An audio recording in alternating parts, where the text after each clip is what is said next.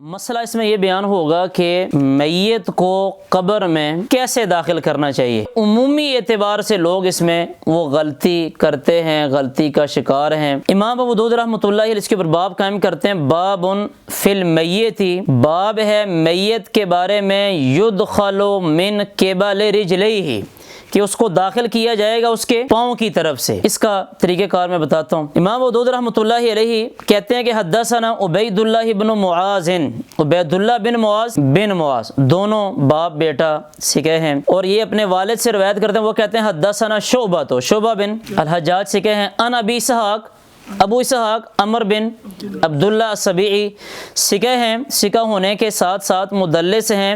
کہتے ہیں کہ اوصا الحارث، حارث انہوں نے وصیت کی کہ ان یصلی علیہ عبداللہ بن یزید، کہ ان کی نماز جنازہ عبداللہ بن یزید وہ پڑھائیں گے، عبداللہ بن یزید وہ نماز جنازہ پڑھائیں گے۔ کہتے ہیں کہ فصلی علیہ، اب انہوں نے ان کی نماز جنازہ پڑھائی ہے، عبداللہ بن یزید انہوں نے ان کی نماز جنازہ پڑھائی۔ اب یہ جو حارث ہے نا، یہ ویسے حارث بن عبداللہ الاور ہے، پیچھے آپ پڑھ کے بھی آئے ہیں کہ بندہ یہ متروک ہے۔ بہرحال وصیت اس نے یہ کی کہ اس کی نماز جنازہ وہ کون پڑھائیں گے؟ عبداللہ بن یزید، اور یہ صحابی رسول ہیں، انہوں نے نماز جنازہ پڑھائی ہے۔ کہتے ہیں کہ ثم ادخلہ القبر من قبل رجلی القبر، یعنی اس کو قبر میں داخل کیا ہے قبر کے پاؤں والی جانب سے۔ اور پھر کیا فرمایا کہ ھذا من السنت، یہ سنت میں سے ہے، ھذا من السنت، یہ سنت میں سے ہے۔ اب یہ صحابی رسول کیا کہہ رہے ہیں کہ یہ، اس کا مطلب یہ ہوا کہ یہ نبی صلی اللہ علیہ وسلم کا طریقہ کار ہوا۔ پہلے یہ بات سمجھ لیں، ابو اسحاق بیان کر رہے ہیں،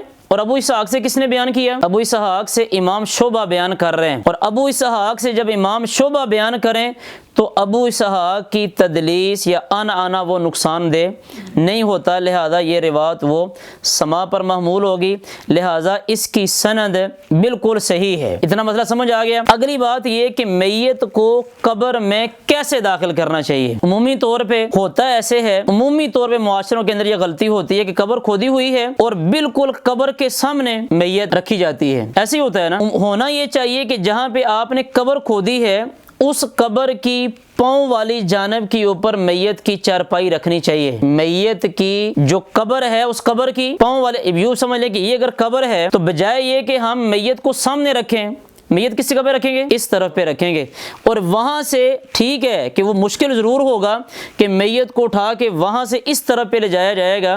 عمومی طور پہ ہوتا تو ایسے نا کہ یہاں سامنے میت ہوتی ہے، تین بندے میت کو اٹھا کے تو سیدھا قبر کے اندر وہ داخل کر دیتے ہیں، یعنی ہم اس کو بھی ناجائز یا حرام نہیں کہتے، لیکن سنت یہ ہے کہ وہ چارپائی اس طرف پہ رکھنی چاہیے اور وہاں سے میت کو لا کے تو پھر اس طرح قبر کے اندر رکھنا چاہیے۔ یہ اصل طریقہ ہے میت کو قبر میں داخل کرنے کا، اور یہ روایت سنن نبی داود کے علاوہ امام بیہقی رحمۃ اللہ علیہ کی السنن الکبریٰ کے اندر بھی موجود ہے۔ غالباً آپ نے لکھا ہوا ہے۔